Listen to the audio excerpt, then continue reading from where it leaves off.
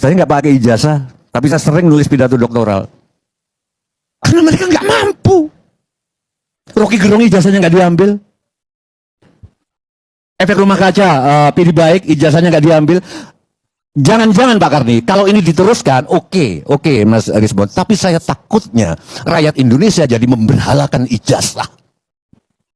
Bagaimana kalau dengan aksi kalian, aksi mereka, Mas Silvester, Mas Firman, tiba-tiba orang, oh ternyata ijazah itu penting. Penting bagi pegawai, bagi pemimpin enggak. Makanya ada kata-kata bahwa Nabi itu buta huruf, walaupun ini masih debatable buta huruf, physically buta huruf atau buta huruf tidak. Karena pemimpin tidak perlu universitas. Universitas itu miniatur dari universe. Pemimpin itu harus hidup dari universe, bukan dari universitas. Tanya ke Pak Sumarlin, Pak Arianto. Tanya ke Pak Ali Wardana, orang-orang keuangan. Pak Harto di awal-awal gimana secara rapat? Mereka cerita Pak Emil Salim, Pak Harto itu nggak ngerti ekonomi, nggak ngerti apa. Setiap rapat nyatet terus. Tapi setelah 6 bulan itu, menteri-menteri yang nyatet. Pak Harto dengan kehidupannya. Saya takutnya begitu. Untuk apa kita mempermasalahkan ijazah Pak Jokowi kalau Pak Jokowi sudah bisa bekerja? Bahwa ada ijazah SMA itu kan karena waktu kasus Megawati diperlukan harus ada ijazah. Saya usul ke depannya presiden nggak perlu ijazah apapun. Hanya pegawai dan staf ahli yang perlu ijazah. Karena mereka harus memandang dari sektor-sektor. Pemimpin itu dengarkan, hei Karni, dokter ngomong apa? Hei Ferry, dokter. Terus aku malam-malam dengan intuisi aku memutuskan. Itu nggak ada ilmunya. Itu pemimpin itu naga bonar. Aku takutnya begitu, Bang Rismon. Tolong, jadi menurut saya Mas Ferry, yang diteliti sekarang bukan keaslian atau kepalsuan sejarah ijazah Pak Jokowi. Mending kebohongan atau kejujuran Pak Jokowi. Nah itu yang paling penting. Ijazah nggak penting. Apa salah-salah buktinya Mas Ferry mengakui, wus benar. Gak bisa kita ukur. Berarti Pak Jokowi bisa memimpin dalam 10 tahun. Bung Karno coba lihat. Di bukunya Saifuddin Zuhri, Menteri Agama. Dia ngomong, waktu itu ahli ilmu kedokteran, ahli medis, tapi bilang saya ahli hukum. Kan kemudian ngaku-ngaku kami udah dengan metodologi, dengan ini. Lah kan ente lulusannya dari itu. Kenapa ente ngurusin ini? Kenapa ente ngurusin ini? Protes lagi, silakan lapor kemana. Atau kemudian gugat, ya silakan aja, nggak ada persoalan. Itulah siapa yang melaksak? Ya mereka. Akhirnya ketika dilaporkan polisi, ribut lagi kan gitu. Cari mulai dari hiruk pikuk dan hingar bingar. Kalau ada orang kemudian yang meragukan atau tetap nggak percaya, itu kan di dunia ini kan ada orang yang skeptis, ada yang pesimis, ada yang optimis, ada yang yakin, ada yang nggak yakin. Wajar-wajar aja. Jadi selalu ada orang yang ragu gitu. Dan ragu ini selalu ada dari zaman dulu udah ada. Nah mungkin termasuk mereka ini siapa tadi? Roy Suryo, orang-orang yang hidup dalam keraguan-raguan. Ragu-ragu apa? Ya ragu-ragu terhadap ijazahnya Jokowi kan, gitu. Jadi itulah. Tapi nggak apa-apa. Cuman dalam keraguan-raguannya memang sebaiknya tidak dipublikasikan menjadi keraguan mereka. Tapi ketika mereka publikasikan, mereka menceritakan keraguan-keraguan mereka dengan sentimen-sentimen negatif, narasi-narasi yang kemudian menjustifikasi. Kan sudah ada tuh beberapa justifikasi kan. Ini palsu, ini begini. Nah, itu kemudian kalau ternyata hasilnya ternyata negasi, sebaliknya ternyata itu asli, mereka kejebur. Kejeburnya apa? Ya kalau dilaporin ke wilayah pidana, kenalah mereka dugaan pidana. Apa tuh? Pencemaran nama baik. Dengan apa? Dengan undang-undang ITE. Hukumannya apa? Ya panjang hukumannya. Tapi ada ujungnya. Begini, orang yang saintifik, orang yang pakai metodologi itu kan selalu berdasarkan keilmuan yang dimiliki. Jadi kita mulai dari dokter Tifa. Ilmunya apa dia? Kan dia dokter. Dokter apa doktor? Dokter. Nah, kita nggak tahu ya dia dokter apa dokter ya. Tapi kalau dia dokter, kan keilmuan dia adalah ilmu tentang penyembuhan orang sakit. Itu ilmu kesehatan, ilmu medis, ya kan? Apakah dia pantas bicara mengenai ijazah? Ijazah kan ilmunya beda. Kalau ijazah asli kertas itu ilmu karbon, gitu. Tentu ahli ilmu karbon yang bicara. Nah, karena dia adalah dokter, ya dia nggak pantas membicarakan yang bukan bidang dia. Jadi secara saintifik tidak ketemu, putus dia.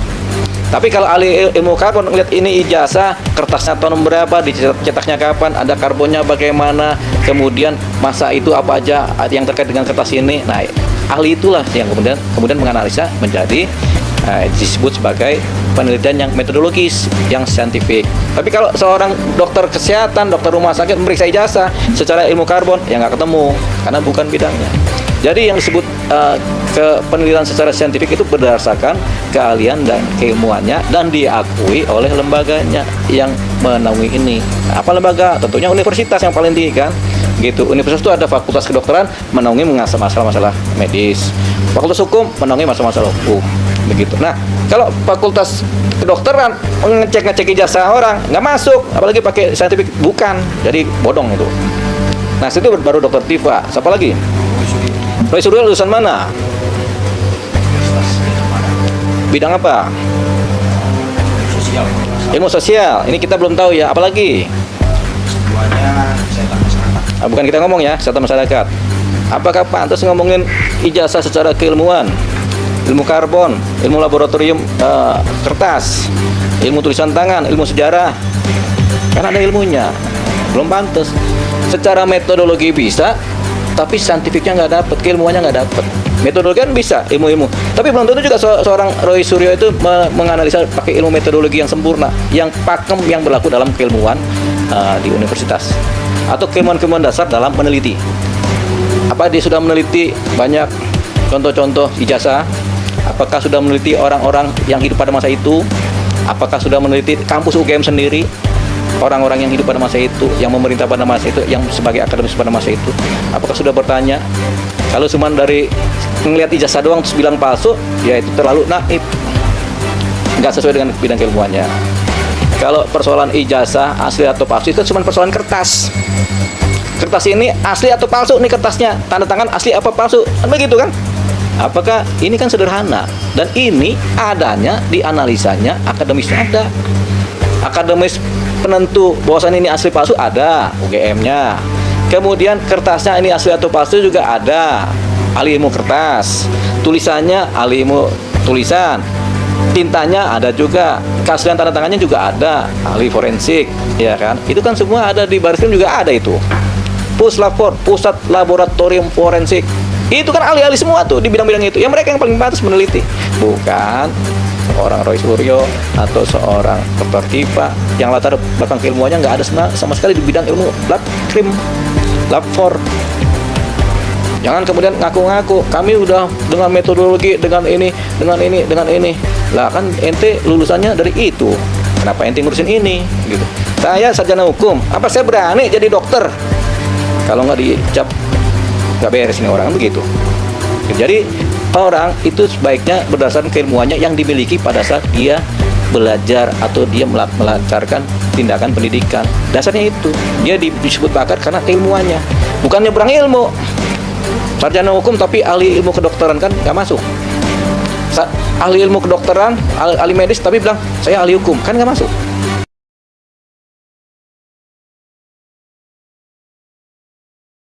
Bilang masuk akal, kan kita nggak bilang masuk akal gitu. Tapi narasi-narasi sederhana itu yang diulang-ulang begini ya.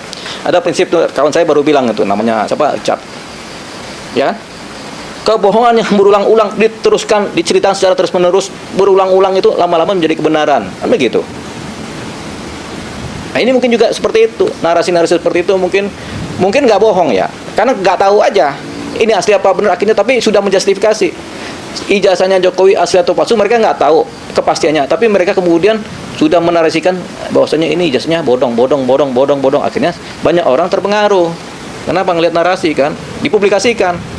Inilah kemudian kalau ternyata hasilnya adalah negasi dari ijazah yang palsu tadi, negasinya adalah ijazah yang ternyata asli, masuk mereka apa? Pencemaran nama baik. Kenapa? Karena mereka sudah memberitahukan kebohongan-kebohongan kepada publik tentang harkat dan martabat seseorang, begitu. Masuklah unsurnya pidana, begitu. Kalau menurut saya, buru-buru minta maaf. Supaya apa? Supaya jangan panjang urusan. Kalau enggak, seperti pertanyaan tadi, ini nggak ada ujungnya. Kayak alam semesta. Nggak bisa dari gambar cetakan gini. Setiap gambar cetakan yang tampil di dunia digital kadang-kadang mengalami distorsi. Satu distorsi karena persoalan digitalnya, proses atau softwarenya, kan ada distorsi. begitu. Itu juga ilmu tersendiri. Kemudian dari gambar itu dicetak juga mengalami distorsi. Ketika dicetak dianalisa, cetakannya juga ada distorsinya. Jadi sifatnya nggak valid, begitu. Apalagi cuma dari foto, nggak bakal valid, begitu. Jadi yang valid itu asli atau tidak ijazahnya itu harus dari lab krim. Ijazahnya dibawa di lab krim. Tapi nggak cuma persoalan ijazah aja. Ijazah ini harus didukung oleh fakta-fakta lain, bukti-bukti lain, saksi-saksi lain. Buktinya apa? Ada nggak foto Jokowi di kampus tahun itu? Ada nggak teman-temannya tahun itu pada waktu dia kuliah? Begitu. Ada nggak dia punya ilmu juga? Waktu dia kerja pertama kali, benar nggak dia pakai ijazah? Kan itu. Itu semua dicek dulu. Kalau seorang Roy Suryo kemudian melakukan itu semua, penelitian secara mendalam, komprehensif dan holistik mengenai ini semua dan didapat ini palsu, baru dia bilang ini palsu.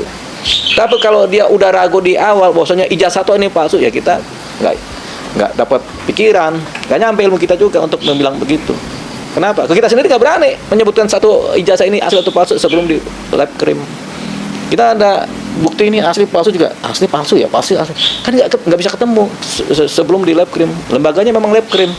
Apakah lembaganya pengadilan yang bisa menjustifikasi ini palsu atau tidak? Tidak juga. Lembaga lab krim forensik itu yang paling berwenang sebenarnya untuk meneliti keaslian suatu benda ketika dianalisa lewat lab laboratorium forensik. Karena mereka yang paling ahli. Hakim nggak bisa, karena hakim nggak punya ilmu itu.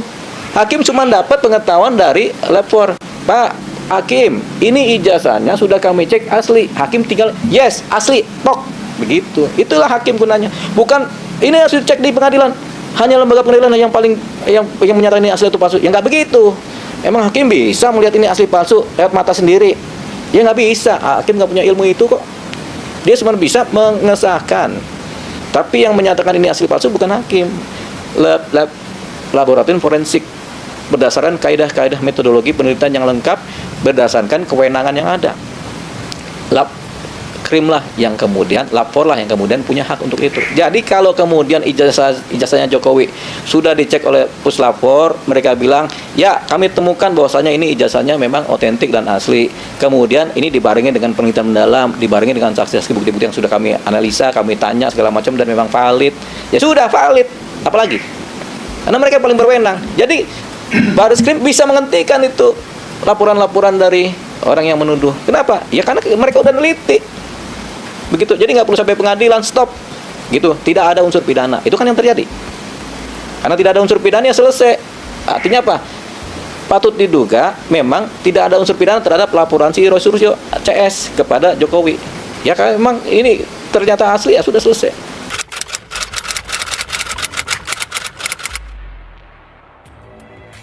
Udah benar dong. Mabes Polri punya hak menghentikan setiap penyelidikan maupun penyidikan kalau dirasa tidak ditemukan unsur pidana di tingkat awal. Mereka hentikan. Cuman si pelapor juga punya hak untuk melakukan gugatan, bertanya, melakukan gugatan, melaporkan, macam-macam lah, punya hak juga. Tapi haknya Mabes Polri menyatakan demikian, nggak usah dibantah. Memang haknya mereka begitu. Kalau nggak puas ya protes lagi, silakan lapor kemana atau kemudian gugat, ya silakan aja, nggak ada persoalan. Itulah hukum.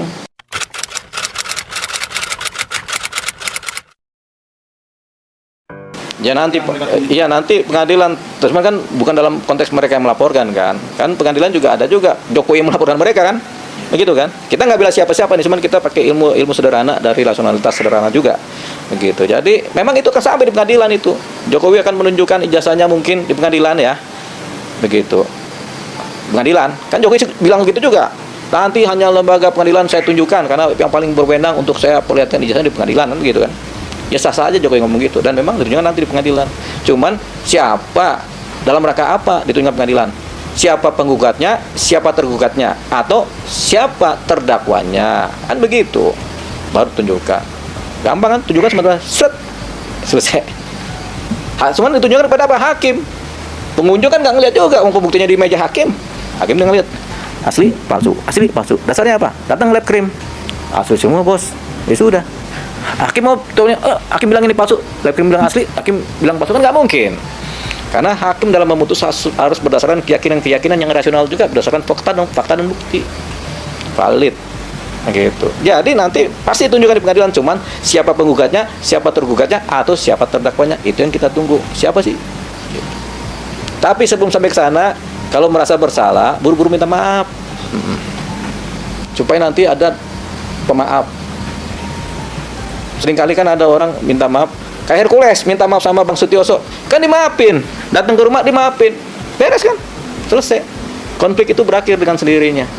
Kan kita udah bilang, Bang Roy, kan keyakinannya tidak dibarengi dengan keilmuan yang pasti, yang dipelajari dari muda, gitu. Saya pengacara, ngerti hukum. Apa berani saya mengecek ijazah orang asli atau palsu? Nggak berani, karena bukan ilmu saya. Harusnya cermin diri, introspeksi. Saya kan dokter kesehatan. Kok saya bisa mau ngecek ijazah ini asli atau palsu, saya menjustifikasi. Kalau yang beneran nggak akan berani. Kecuali khilafiyah atau gegabah atau sok-sokan secara keilmuan. Oh, karena saya ahli hukum, saya ngerti hukum, kemudian saya bisa bilang ini ijazah ini saya cek nih secara metodologi ini palsu, ini asli, gitu. Tapi bukan bidangnya, bukan pakemnya, bukan landscape-nya untuk menilai atau untuk menjustifikasi. Kalau sampai justifikasi, gegabah namanya. Jadi seorang Roy Suryo maupun siapa lah tadi, Dr. Tipa, siapa lagi, ya terlalu gegabah, apalagi sampai disampaikan di depan publik. Mungkin kalau mereka bisik-bisik nggak usah dipublikasi juga bagus. Kayak kita ragu nih Jokowi sampai palsu. Begitu. Tapi bisik-bisik tidak di ruang publik, sah-sah saja. Tapi di ruang publik kemudian mempengaruhi opini masyarakat, membuat masyarakat bingung, membuat masyarakat kemudian bertanya-tanya, sesuatu yang jelas menjadi nggak jelas, sesuatu yang nggak jelas jadi jelas. Kan timbul di pikiran masyarakat ini rentang pengetahuannya berbeda-beda, dari yang pinter banget sampai yang kurang pinter, dari yang pemahamannya lengkap banget sampai yang kurang paham, dari yang analisnya panjang sampai analisis sedikit aja, beragam. Sehingga nggak semua masyarakat bisa memahami apa yang terjadi. Nah, timbullah tafsir menafsir, kira mengira, sampai akhirnya karena sering kali terjadi kira mengira dianggap sebagai kebenaran. Oh, ijazah Jokowi palsu nih kayaknya tuh gitu. Akhirnya timbul pertanyaan itu. Itu yang disebut pencemaran nama baik, pencemaran terhadap harkat martabat seseorang. Kenapa? Si masyarakat punya nilai negatif terhadap yang bersangkutan. Kenapa? Karena cerita-cerita tadi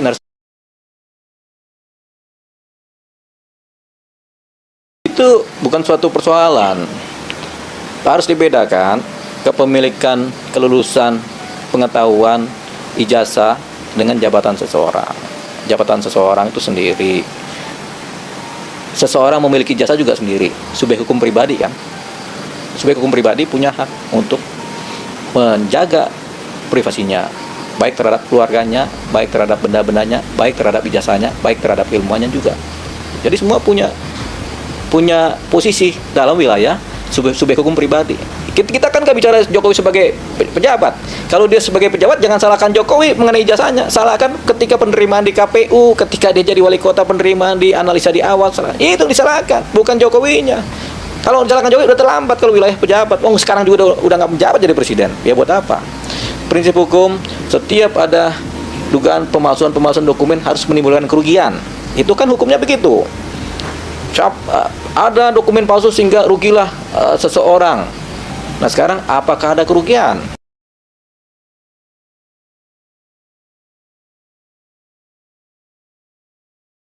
Itu namanya hiperbola, ya, bombastis, ya. Emang semua orang Indonesia pikirannya sama kayak sana kan? Tidak. Apa yang dimaluin sih? Yang dimaluin kalau yang begini terjadi benar ya KPU malu, ya calon waktu di wali kota juga malu. Penilaian juga malu, pemilihnya juga malu kan begitu, tapi kan nggak terjadi. Yang ada semua pikiran-pikiran aja, pikiran-pikiran sesat dan menyesatkan. Itu yang sekarang terjadi. Tapi karena sudah ada laporan polisi, ya nasib. Ketika polisi bekerja, ya bekerja rasional. Kita ini bukan membela polisi ya, tapi memang ketika terkait dengan dokumen-dokumen palsu, polisi kita jago-jago untuk menilai mana asli mana palsu. Karena ada puslapornya. Ya, mereka kan ahli-ahli di bidangnya kan. Ya kita harus aminkan mereka sudah ahli, diberikan kewenangan secara negara, ya sudah itulah yang kita pakai kan. Mereka lupa bahwasanya setiap orang punya tipe sama tipikal kepribadian. Ya, kalau mencari orang yang jago argumentatif, Rocky Gerung. Nah, retorika mungkin bukan retorika, dia filsafatnya tinggi, argumentatif tinggi, jago kan. Itu Rocky Gerung. Tapi kalau ditanya sama orang lain yang sama-sama kuliah juga, ya belum tentu juga. Karena ada tipe pendiam, ada tipe nggak mau berantem, ada tipe legowo, tergantung kepribadian. DNA-nya bagaimana, sukunya apa. Orang Jawa ditanya ya iya, wis, monggo silakan masuk kating resep, kan begitu. Jokowi orang Jawa kan, hanya begitu, lebih banyak ini karakternya. Ada juga yang karakternya, oh nggak bisa, ini harus begini, gitu. Ada juga yang begitu kan, tapi itu kan masalah tipikal kepribadian, bukan masalah kepintaran. Antara kepintaran dan kepribadian berbeda. Kepintaran adalah rasionalitas ini, kepribadian adalah hal-hal yang menahan supaya kepintaran ini jangan kemana-mana. Itu kepribadian. Jadi ada kepribadian yang kemudian membuka semua kepintaran dengan sombongnya, ada kepribadian yang juga rendah hati, udahlah kita pintar tapi yang nggak usah banyak cerita, diam, itu kepribadian. Pantas-pantas saja mereka ragu, cuman jangan dipengaruhi masyarakat dengan narasi-narasi yang negatif yang seolah-olah ya itulah adanya ragunya mereka sampaikan supaya masyarakat juga ikut ragu. Jangan. Karena keraguan itu adalah sesuatu yang hasil dari sesuatu yang belum tentu mereka itu benar, mereka itu salah, atau benda ini benar atau benda itu salah. Karena ragu. Jadi ketika mereka ragu kan ada rentang keraguan namanya. Ya tidak, ya tidak, ya tidak. Nah kalau masih ya tidak, ngapain dikasih tahu ke orang-orang keraguan itu? Justru karena mereka ragu, mereka diam aja, atau mereka bisik-bisik, gua ragu nih. Tapi jangan kasih tahu, nih gua ragu nih begini, jangan. Orang di sendiri masih ragu. Disampaikan kepada orang banyak. Ya, belangsak. Siapa yang belangsak? Ya mereka. Akhirnya ketika dilaporkan polisi, ribut lagi, kan gitu. Cari-cari dalih. Banyak kan orang cari-cari dalih dalam hidupnya. Dalih A, dalih B, dalih C, siapa tahu selamat, gitu kan. Jangankan Jokowi, kita kan kadang-kadang ragu juga, tapi kan kita nggak bicara kan, begitu. Jadi begini, bagaimana kita bisa meragukan seorang presiden kalau memang faktanya dia presiden? Faktanya selama dia jadi presiden tidak ada pemberontakan. Ya, ekonomi berjalan biasa-biasa saja. Mungkin autopilot kali ya. Tapi faktanya dia presiden, kan udah fakta. Ya, faktanya presiden mau ngapain lagi? Masa kita ragu dia presiden? Ngapain diraguin? Udah jadi presiden? Kecuali belum jadi presiden, wah kita ragu nih, bisa nggak dia jadi presiden? Kayaknya nggak bisa deh. Tapi kan dia belum jadi presiden. Tapi kalau jadi presiden, ngapain lagi kita ragu? Udah jadi presiden, udah nggak ada keraguan lagi. Kenapa? Karena sudah jadi presiden. Memang presiden, mau bilang apa? Itu kepribadian, gitu. Karena kepribadiannya pendiam atau kepribadiannya tidak suka berantem, suka apa? Akhirnya bilang, oh orangnya cuma manggut-manggut aja, begitu. Jadi yang mereka nilai adalah kepribadian seseorang yang mereka salah nilai. Kepribadian itu nggak bisa dinilai baik atau buruknya, nggak bisa. Itu adalah legal standing dari cara orang berperilaku. Kan dasarnya kepribadian. Gitu. Kita masuk kepada sesi ilmu psikologi kan, ilmu jiwa. Kepribadian seseorang itu kan menghasilkan perilaku. Tapi orang lain kan nggak ngerti. Dia nilai pelongo-pelongo, padahal enggak. Begitu. Jadi penilaian terhadap kepribadian yang salah menghasilkan suatu kesalahan terhadap kesimpulan. Indonesia ini sekarang itu banyak yang pintar-pintar, tapi ada juga yang pendidikannya belum sampai kuliah kan banyak juga, sehingga tingkat pemahamannya tidak sekompleks orang yang sudah pintar, tidak sekompleks orang yang sudah kuliah. Ada juga kan cuma lulusan SMP, SD, SMA, kan wajar mereka semua dalam kapasitas kemampuan pengetahuan masing-masing mereka berusaha menganalisa ini. Tapi pada umumnya analisa-analisa yang sederhana menimbulkan kesesatan. Kenapa? Karena kekurang pengetahuan atau keterbatasan pengetahuan atau tingkat inteligensi yang kemudian belum mencapai pada taraf yang kompleks, begitu. Jadi di Indonesia ini masih ada yang begitu. Jadi karena Indonesia ini insannya beragam, kita sebagai manusia Indonesia juga kalau menyampaikan statement hati-hati di dunia publik, karena nggak semua orang paham apa yang kita sampaikan, nggak semua orang mengerti. Kalau orang nggak paham bisa timbul kesesatan, timbul sentimen. Bagus kalau sentimen positif. Kalau sentimen negatif timbul kemudian perilaku negatif dari sentimen negatif kan berbahaya. Begitu. Nah ini yang sedang terjadi. Makanya kenapa ada pasal pencemaran nama baik supaya menghindari ini semua. Mengingat keberagaman orang-orang Indonesia.